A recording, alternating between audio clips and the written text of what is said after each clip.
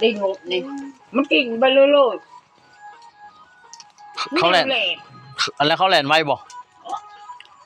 หมูหอยก็อยู่ในรถไทยของหัวมันผมบริสุทธิ์ดิ มันเหนียงหันเนียงแท้มันคนมันได้หรอกมันจะมาเอาใส่แปดเดือนวันนั้นไม่ได้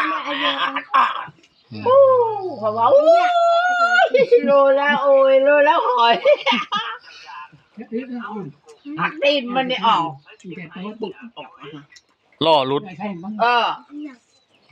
ตัวนั้นมันได้บอลเข้าเตามันหลุดออก มันรุดออกเขาแล่นไว้อยู่บ่เขาแล่นไว้บ่ อย่าไว้แน่แล้วของอย่าให้มันวิดครัวนั่นอย่ารถใหญ่มากมาตีนออกก่อน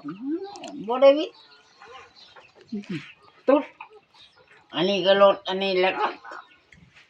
โอ้ชุบเจ้าเพิ่นผู้ขับรถแล้วนี่อยู่บ้านน่ะก็ไปลงแต่พุ่น